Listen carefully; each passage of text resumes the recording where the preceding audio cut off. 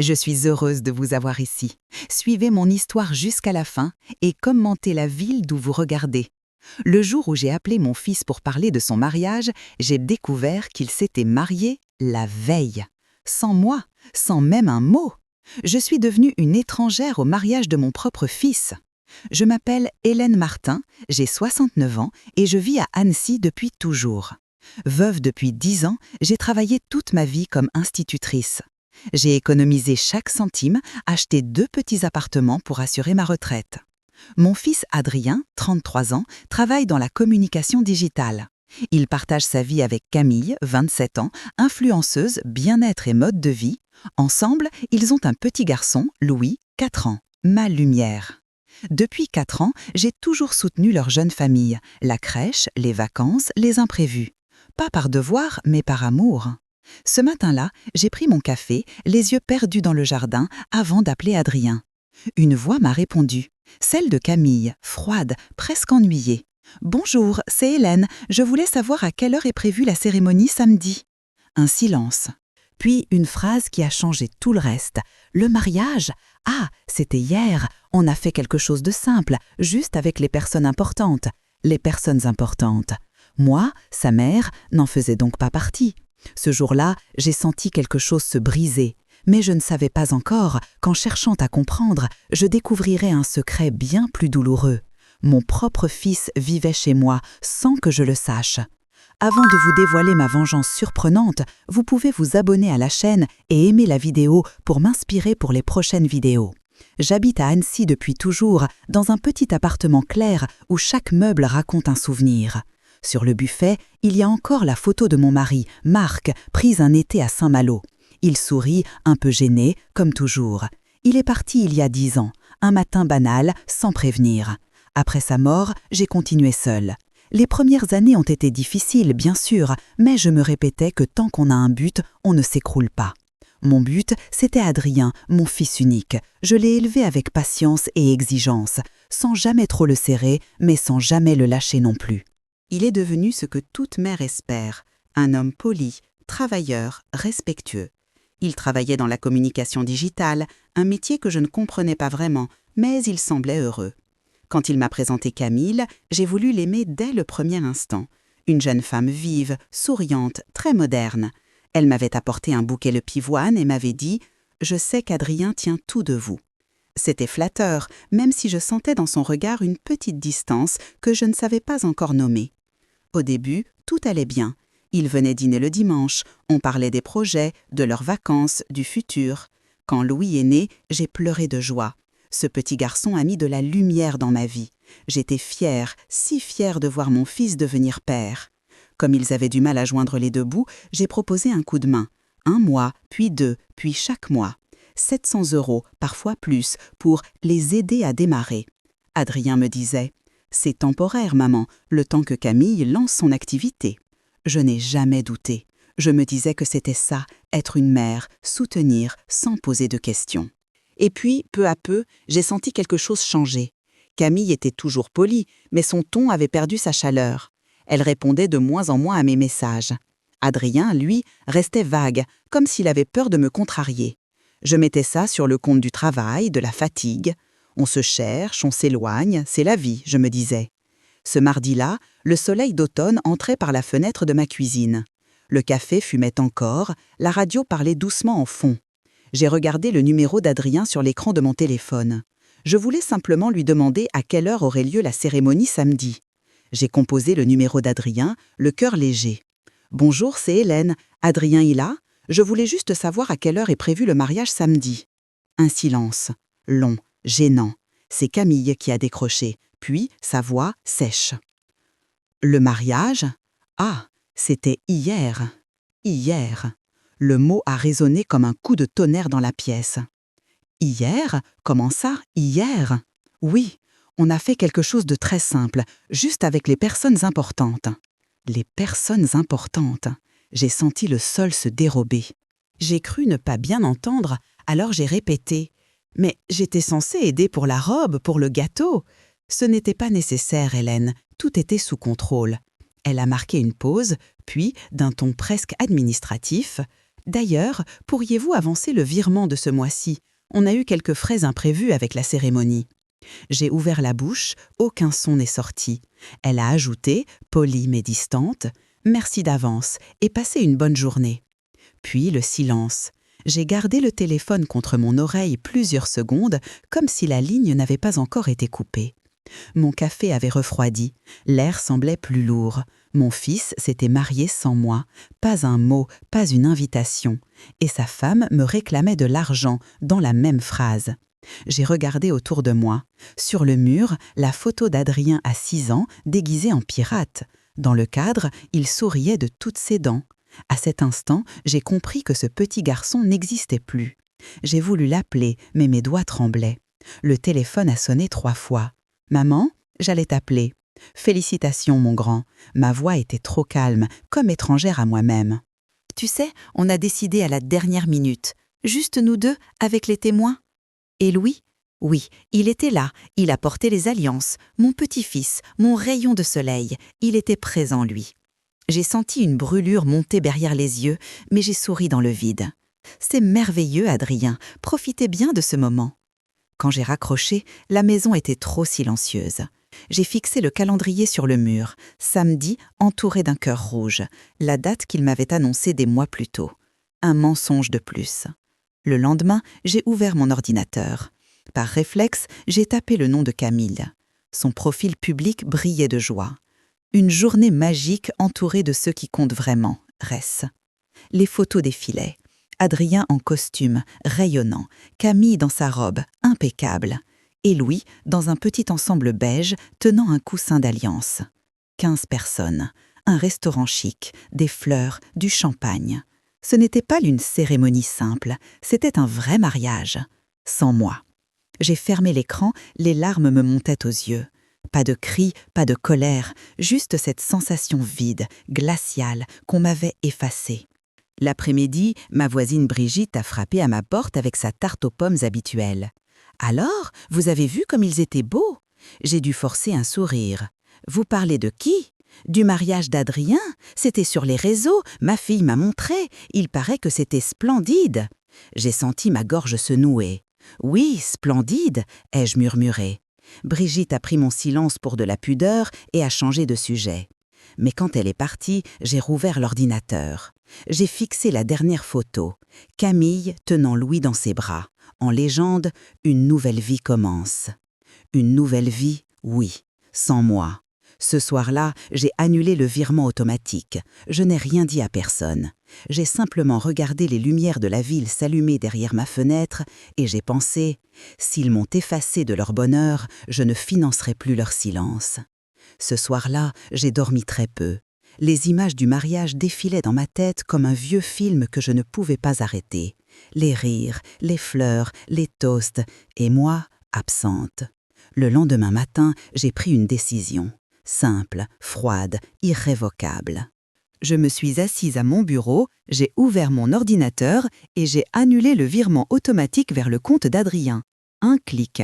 Ce geste minuscule m'a paru immense. Pour la première fois depuis des années, je faisais quelque chose pour moi. J'ai pris un petit carnet bleu, celui que j'utilisais autrefois pour mes élèves, et j'ai commencé à écrire. Crèche privée, 2400 €. Voiture réparée, 1800 €. Courses diverses, environ 3000 €. Loyer mensuel, 700 € x 24 mois, égale 16 800 €.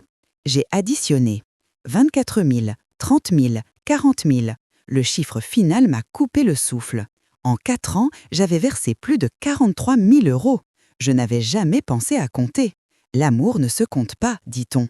Mais quand l'amour devient une facture, il faut ouvrir les yeux. J'ai refermé le carnet, soigneusement. Puis, j'ai pris mon manteau. Sur le chemin de la poste, l'air d'automne piquait mes joues. Chaque pas résonnait comme une promesse silencieuse. Plus jamais. À la poste, j'ai retiré une copie de mes relevés bancaires des 3 dernières années.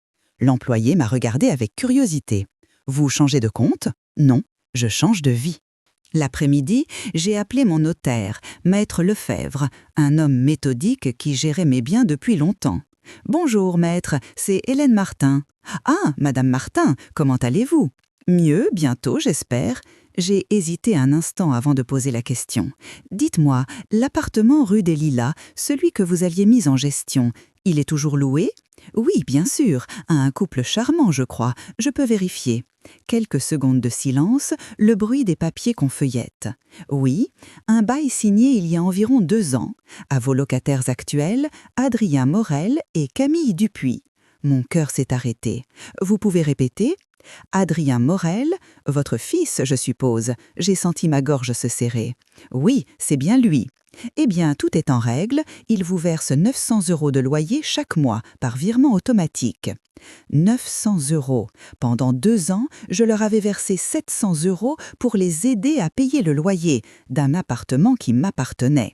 J'ai raccroché lentement, incapable de parler. La vérité venait de frapper, nette et froide. Le soir même, j'ai invité Madeleine, ma voisine et amie de toujours, pour un thé. « Qu'est-ce que tu vas faire, Hélène ? » « Rien pour l'instant. »« Tu devrais leur parler calmement. »« Calme ? Non, pas cette fois. » Elle m'a regardée avec inquiétude. « Ne te venge pas, tu vas t'en vouloir. »« Ce n'est pas de la vengeance, Madeleine. » J'ai posé ma tasse, lentement. « C'est de la dignité. » Cette nuit-là, j'ai relu mes notes. Les montants, les dates, les preuves. Puis j'ai ajouté une dernière ligne en bas du carnet. Ce que j'ai donné, c'était par amour. Ce qu'ils m'ont pris, c'était par mépris. J'ai dormi d'un sommeil lourd, presque paisible. Le lendemain, Adrien a envoyé un message. « Maman, le virement n'est pas encore arrivé. Camille s'inquiète. » Pas « tu vas bien », pas « on te remercie ». Juste une phrase sèche, comptable. Je n'ai pas répondu. 2 jours plus tard, j'ai reçu un appel de Camille. « Bonjour Hélène, je voulais vérifier, il y a peut-être une erreur de banque. » Non, aucune erreur, j'ai simplement arrêté le virement. Silence à l'autre bout du fil. « Vous avez arrêté? Pourquoi? » « Parce que je viens d'apprendre que vous vivez dans mon appartement. » Un souffle, un petit rire nerveux. « Oh, ce n'est pas ce que vous croyez. »« Je crois ce que je vois, Camille. » Elle a tenté de se reprendre.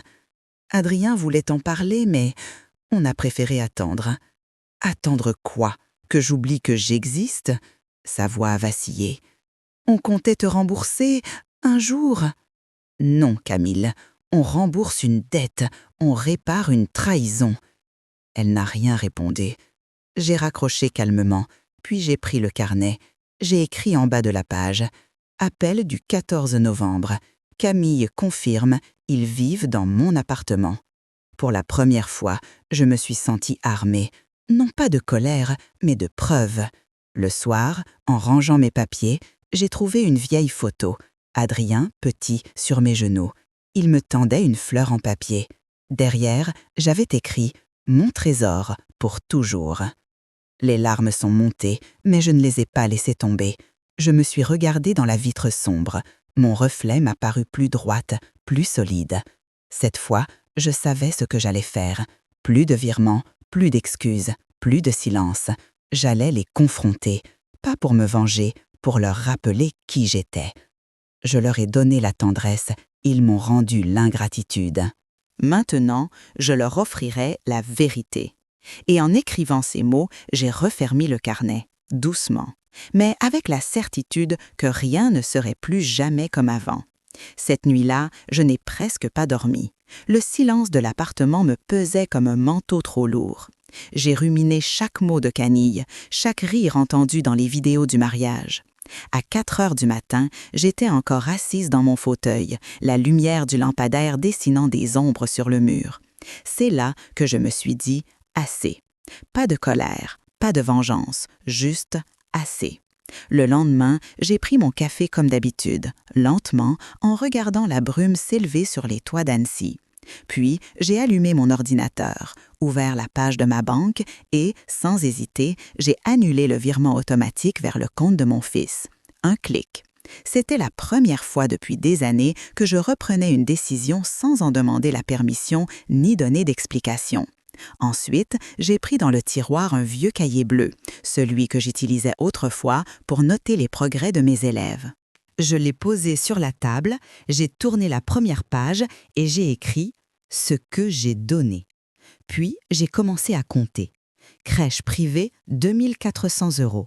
Réparation de voiture, 1 800. Aide pour la cuisine neuve, 3 000. Cadeaux pour Louis, vêtements, anniversaire, Noël, environ 2 000. Et chaque mois, 700 € de loyer, depuis 2 ans. J'ai fait la somme. 700 fois 24, 16 800. Total, plus de 26 000 € sans compter le reste. J'ai posé le stylo. Le chiffre me regardait, froid, comme une gifle silencieuse. Ce que j'ai donné, c'était par amour, ai-je murmuré.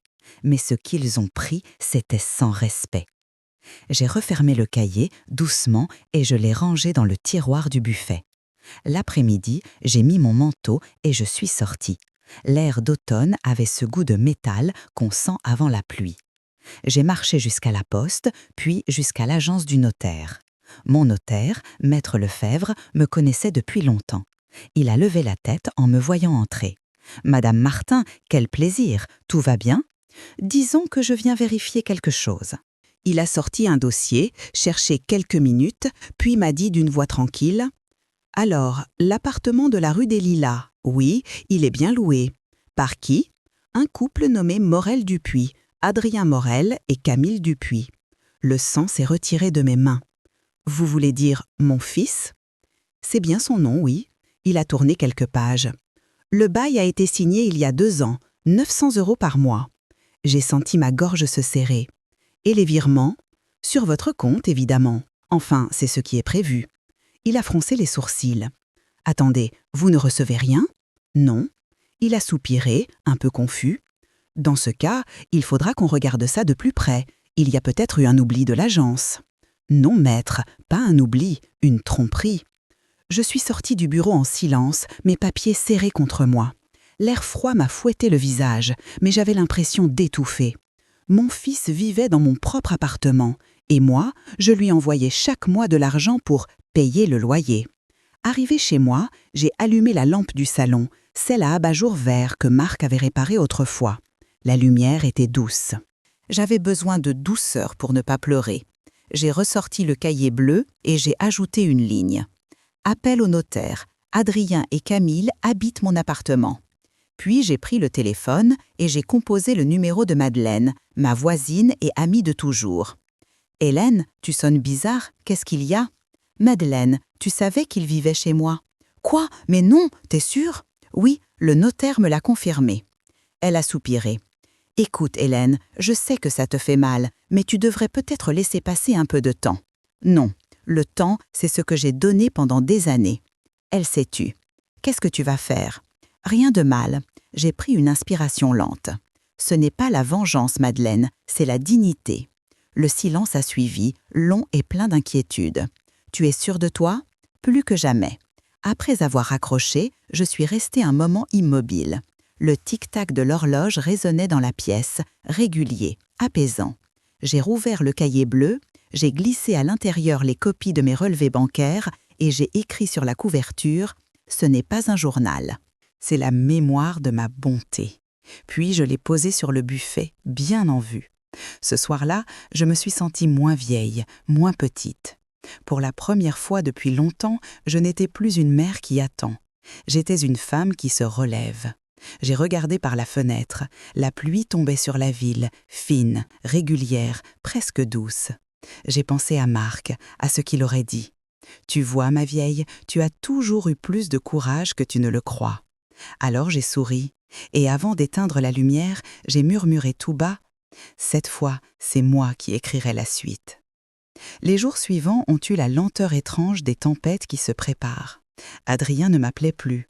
Les messages se faisaient rares, secs, presque administratifs. « Louis a la grippe, on te rappellera. » Puis un matin, c'est Brigitte qui a frappé à ma porte, le téléphone à la main. « Hélène, tu devrais voir ça. » Elle m'a tendu l'écran. Une story de Camille.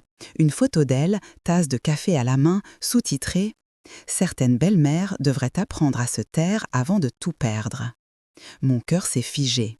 Je n'avais pas besoin qu'elle me nomme. Tout le monde comprendrait. Brigitte m'a observée avec ce regard triste qu'on réserve aux victimes d'une injustice qu'on ne peut pas réparer. « Ne dis rien, Hélène, c'est ce qu'elle veut. » J'ai hoché la tête, mais au fond de moi, quelque chose venait de se briser. J'ai passé la journée à ranger mes papiers, à classer mes factures, à relire mes notes dans le cahier bleu. Ce soir-là, j'ai remarqué un détail. Sur un ancien relevé d'Adrien que j'avais aidé à remplir il y a des années, figurait une carte secondaire à son nom et celui de Camille Dupuis. Une carte bancaire commune. Et soudain, tout s'est éclairé. Les sacs de marque, les dîners dans les restaurants luxueux, les photos de voyage. Tout cela avait été payé avec le salaire de mon fils, ou avec ce que je leur donnais. J'ai fermé le cahier. Pas de colère, juste la fatigue d'avoir trop cru. Le lendemain, Adrien est passé par hasard. Il a parlé du petit Louis, du travail, de la pluie, mais pas un mot sur le mariage ni sur Camille. Je lui ai servi un café. « Tu vas bien ?» ai-je demandé. « Oui, bien sûr. Camille est un peu stressée. »« À cause de quoi ?»« Oh, des bêtises. Les gens sur Internet parlent trop. » Je l'ai regardé. « Ce qu'elle a publié, c'est une bêtise ?» Il a tressailli. « Tu l'as vu ? Tout le quartier l'a vu. » Il a soupiré. « Tu sais, maman, elle se sent blessée. »« Blessée parce que je n'ai plus payé son loyer ? Tu dramatises. »« Non, Adrien, je constate. » Le ton de ma voix l'a surpris. Il a bu une gorgée, mal à l'aise. Camille veut juste tourner la page. Moi aussi, mais pas la même page qu'elle. Il n'a rien répondu. Ce soir-là, j'ai vu depuis la fenêtre leur voiture se garer en bas. Camille en est sortie, pressée, les bras chargés de sacs. Adrien portait Louis endormi. Ils ne sont pas montés. J'ai compris qu'ils ne voulaient pas me voir. Le samedi suivant, à l'heure du goûter, on a frappé à la porte. Quand j'ai ouvert, c'était Camille. Elle tenait Louis par la main. « Bonjour Hélène, on peut entrer ?» Sa voix était douce, presque trop. « Bien sûr, ai-je dit. » Louis m'a sauté dans les bras. Son odeur de savon m'a traversé le cœur. Camille a posé son sac, regardait autour d'elle avec ce petit air d'inspection qu'elle ne savait pas cacher. Adrien n'a pas pu venir, il travaille. Elle a pris une inspiration. « Écoutez, Hélène, je ne veux pas de conflit. On traverse une période compliquée. Le propriétaire, enfin, vous, a appelé l'agence. Il menace de rompre le bail si le loyer n'est pas payé. Ce n'est pas une menace, Camille, c'est une règle. Vous pourriez peut-être nous accorder un délai ? Pendant 2 ans, j'ai accordé bien plus que des délais. » Elle a serré les lèvres. « Vous savez, Louis s'attache beaucoup à vous. Il serait triste si tout ça se terminait mal. » J'ai compris la manœuvre. « Tu veux dire, si je ne paie pas, je ne verrai plus mon petit-fils ? » Non, bien sûr que non. Je dis juste que les enfants ressentent les tensions. J'ai respiré profondément. Louis jouait sur le tapis, insouciant. « Camille, ai-je dit doucement, je t'ai toujours accueillie ici. J'ai ouvert ma porte, mon cœur et même mon portefeuille. » Elle a voulu répondre, mais je l'ai coupée. « On ne peut pas m'exclure de votre vie et m'inclure dans vos factures. » Elle est restée figée, incapable de parler. « Si tu veux du respect, il faut commencer par en donner. » Louis a levé la tête, surpris par le ton. Alors j'ai baissé la voix. « Ne t'inquiète pas, mon ange, mamie ne se fâche pas. » Camille s'est levée brusquement. « Très bien, j'ai compris. » Elle a pris son sac, attrapé Louis par la main. « Allez, on y va. » « Attends, elle s'est retournée. »« Oui ?» ?»« Dis à Adrien que je n'ai pas de colère, mais qu'à partir de maintenant, il devra apprendre à vivre comme un adulte. » Elle n'a rien répondu. Elle a simplement claqué la porte. Le bruit a résonné longtemps dans le couloir. Je me suis assise, le cœur lourd mais calme. Louis avait laissé sur la table son petit jouet, une voiture rouge. Je l'ai prise dans ma main. Ce n'est pas lui qui doit payer les fautes des grands, ai-je pensé. J'ai rangé la voiture sur l'étagère du salon, à côté de la photo du mariage de Marc et moi. 2 histoires, 2 fidélités. Ce soir-là, j'ai noté dans mon cahier. Elle est venue, elle a essayé, j'ai résisté. Puis, juste en dessous, le respect ne se réclame pas, il se garde. Et tandis que la pluie tombait sur les vitres, j'ai compris que je venais de franchir un seuil. L'amour restait, oui, mais la peur, elle, venait de disparaître. Le lendemain de la visite de Camille, je me suis levée avec un sentiment étrange. Ce n'était plus la tristesse, ni même la colère. C'était une forme de lucidité froide. J'ai ouvert les rideaux. Le ciel était pâle, presque blanc. Sur la table, le cahier bleu m'attendait, comme une vieille amie fidèle. Je l'ai ouvert, j'ai ajouté la date du jour, mardi 17 novembre. Et j'ai écrit « Je sens que la vérité n'est plus très loin ». En fin de matinée, le téléphone a sonné. « Madame Martin, ici Maître Lefebvre. Je crois que vous allez vouloir entendre ce que j'ai découvert. » Mon cœur a ralenti. « Je vous écoute, maître. Vous m'aviez dit que vous ne receviez pas les loyers de l'appartement rue des Lilas. J'ai vérifié. L'agence a bien enregistré des virements mensuels, mais pas vers votre compte. » « Pardon ? » Les virements sont faits vers un autre compte, ouvert au nom de Camille Dupuis. Je me suis agrippée au rebord de la table. C'est impossible. Et pourtant, les signatures correspondent. J'ai ici une copie du formulaire de modification. Il y a eu un silence, puis, d'une voix plus basse, « Le bail a été modifié il y a 18 mois, Madame Martin. Adrien et sa femme sont devenus les locataires officiels, mais ce n'est plus vous qui percevez le loyer. » Le monde a semblé vaciller, j'ai fermé les yeux. « Maître, est-ce légal ? » Non. Pas sans votre accord écrit. C'est une usurpation de gestion. Vous avez le droit de porter plainte, ou au moins de faire bloquer le bail. Ma voix tremblait à peine. Non, pas encore, je veux comprendre. Après avoir raccroché, je suis restée là, dans le silence, le combiné encore à la main. Mon propre fils, ma belle-fille, avait détourné l'argent de mon bien. J'ai ouvert le tiroir, sorti tous les relevés bancaires, un à un. J'ai calculé 900 € par mois, depuis 18 mois, 16 200 €. Ajouté au virement que je leur faisais moi-même, plus de 43 000 €. J'ai senti mes doigts picoter. Je n'ai pas pleuré.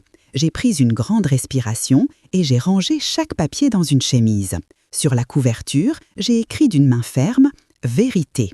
En fin d'après-midi, j'ai appelé Adrien. « Maman, viens me voir, ce soir, seul. » Il a hésité. « Qu'est-ce qui se passe ? » « Rien que tu ne doives savoir. » Il est arrivé à 18 h. Le jour tombait. La lumière de la cuisine était jaune, douce. Je l'ai laissé poser sa veste, puis je lui ai indiqué une chaise.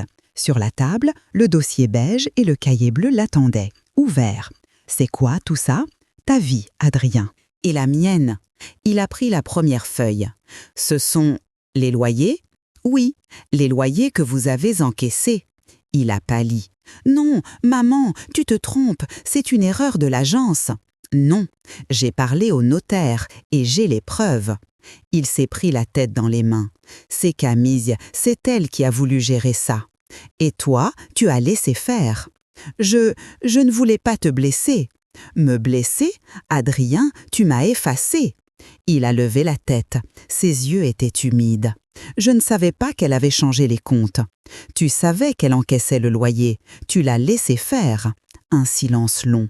Puis il a murmuré. « Elle disait que de toute façon, tout ça me reviendrait un jour. » « L'héritage ? » Oui, elle appelait ça un héritage anticipé. J'ai fermé les yeux. Un héritage anticipé. Quand je les ai rouverts, je n'étais plus la même femme. Adrien, écoute-moi bien. L'amour ne donne pas le droit de voler la confiance. Il a voulu protester, mais ma voix l'a coupé. Pendant 4 ans, j'ai cru vous aider. En vérité, je vous ai entretenu. Il a baissé la tête. Je suis désolée, maman. Non, Adrien. Désolée, je l'ai été trop longtemps. Il s'est levé, prêt à partir. Où vas-tu ? Je vais parler à Camille. Non. Tu vas d'abord m'écouter. Je lui ai tendu le dossier. Voici les preuves, les relevés, les virements, les signatures. Si je voulais, demain, je pourrais vous dénoncer. Mais je ne le ferai pas. Il a levé les yeux, surpris. Pourquoi ? Parce que je ne cherche pas à vous détruire, je cherche à vous réveiller. Il a éclaté en sanglots. J'ai attendu qu'il se calme, puis j'ai dit d'une voix douce. Tu vas rentrer, parler avec ta femme. Et demain, tu reviendras seul, avec une décision. Quelle décision ? Celle de choisir entre la vérité et le mensonge. Il n'a rien dit. Lorsqu'il est parti, la maison a retrouvé son silence. Mais ce n'était plus un silence douloureux. C'était un silence juste. J'ai rangé le dossier dans le buffet, refermé doucement la porte. Avant d'aller dormir, j'ai pris le cahier bleu et j'ai ajouté une dernière phrase.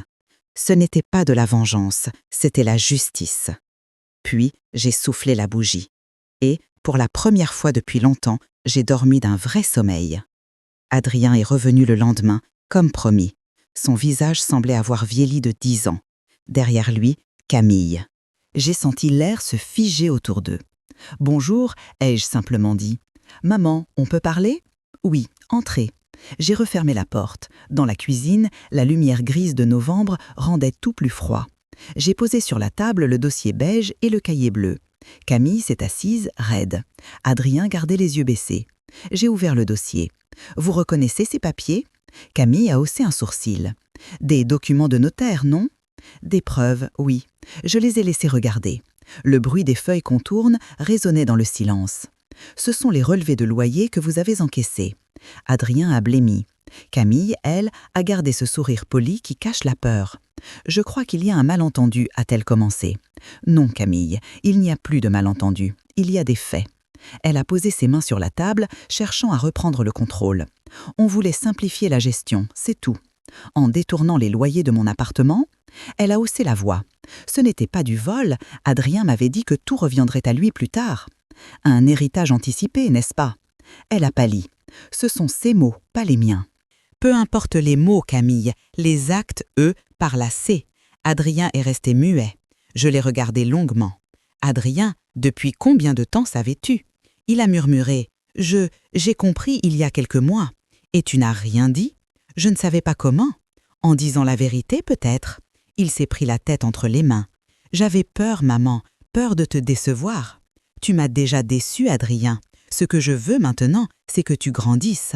Camille a frappé du plat de la main sur la table. Assez! Vous dramatisez tout. Vous ne comprenez rien à notre génération. Ah non, Camille. Ce que je comprends, c'est la morale, et elle n'a pas d'âge. Elle s'est levée furieuse. Tout ça pour un loyer? Vous croyez que vous allez nous humilier? J'ai pris une inspiration lente. Non, Camille, je ne cherche pas à t'humilier. Je cherche à te rappeler une chose. Ce n'est pas un héritage, c'est un abus de confiance. Le silence a suivi. Adrien a levé la tête. Ses yeux brillaient. Elle a raison. Camille s'est tournée vers lui, choquée. Quoi? On est allé trop loin. Tu plaisantes. Tout ça, c'est pour elle, pour une vieille rancune. Non, pour la vérité. J'ai senti ma gorge se serrer. Adrien, je ne veux pas que tu choisisses entre elle et moi. Mais tu m'y obliges, maman.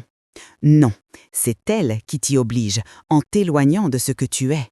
Camille a éclaté. Vous croyez être une sainte, Hélène, vous voulez qu'on s'agenouille? Non, Camille, seulement que tu assumes. Elle a ricané. Et si je refuse, vous allez nous dénoncer? J'ai ramassé calmement les papiers, les ai glissés dans la chemise. Non, je ne dénoncerai rien. Alors quoi, vous allez encore faire la victime? J'ai relevé les yeux. Non, Camille, pas la victime, le témoin. Elle s'est tue, déroutée. Un témoin de quoi? De vos choix et de leurs conséquences. Adrien s'est levé lentement. Maman, qu'est-ce que tu veux qu'on fasse? Vous allez quitter l'appartement. Mais où veux-tu qu'on aille? N'importe où, mais pas dans ma maison, pas dans mon mensonge. Camille a croisé les bras. On ne partira pas. Alors la justice le fera à ma place. Adrien a blêmi. Maman, tu ne vas pas. J'ai appelé mon avocat ce matin. Un silence lourd, comme une porte qui se ferme. Camille s'est reculée, choquée. Vous êtes incroyable. Vous voulez ruiner votre fils? Non, je veux le sauver. Adrien a baissé la tête, en larmes. Maman, je suis désolée. Il n'est pas trop tard pour réparer. Camille a attrapé son sac. On s'en va. Tu viens, Adrien? Il a hésité. Va, si tu veux, mais moi je reste.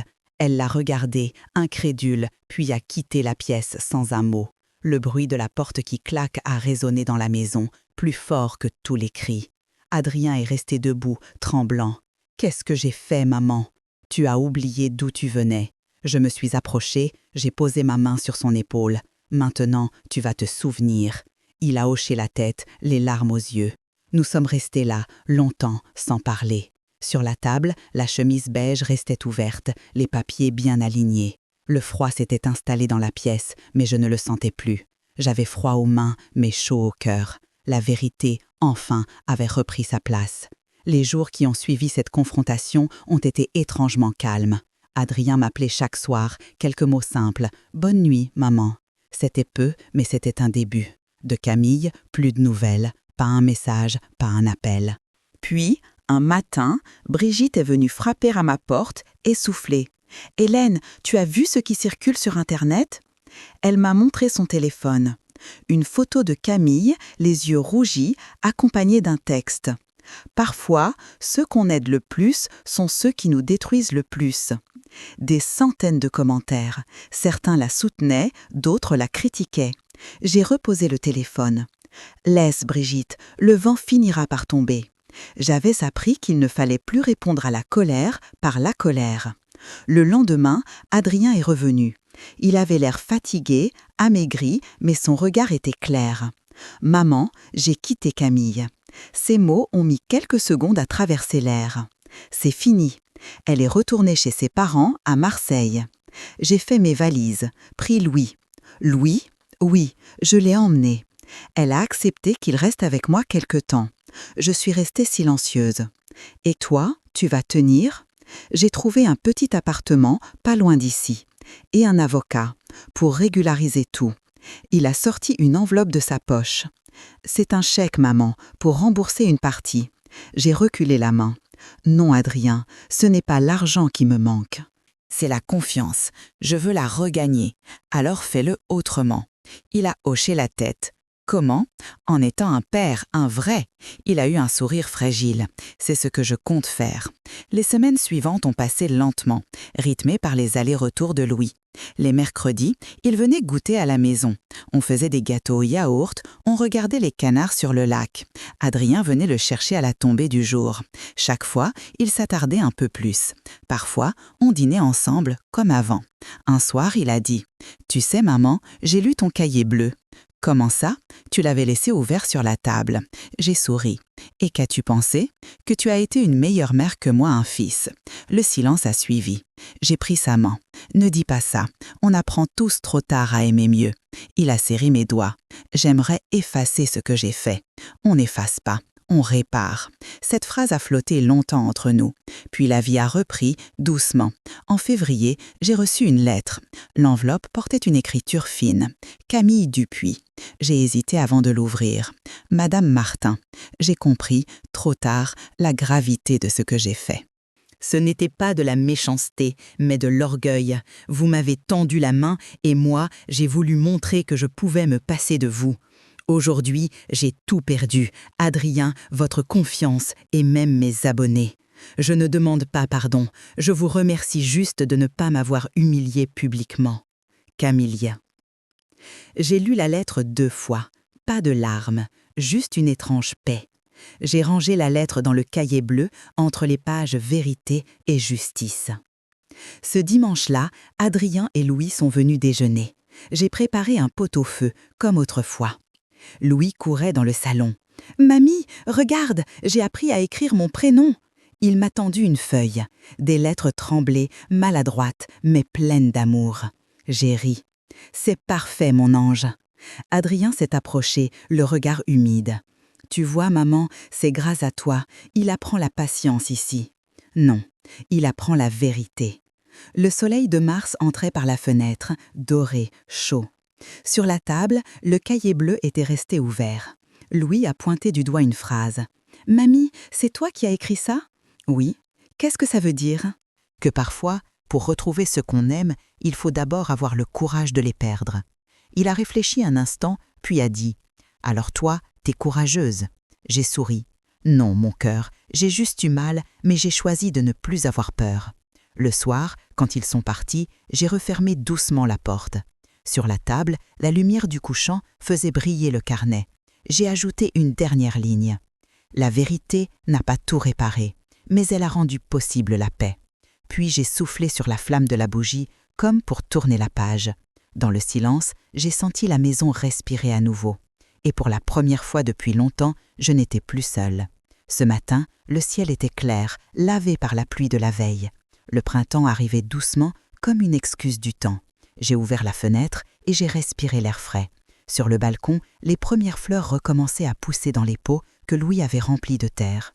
Dans la cuisine, la bouilloire chantait. La maison sentait le café et la paix. Sur la table, le cahier bleu m'attendait. Les pages étaient pleines, un peu froissées, tachées de larmes et de café. Je les feuilletais doucement. Chaque mot était un souvenir. Chaque chiffre, une leçon. Et au milieu de tout ça, une phrase que j'avais écrite il y a des mois.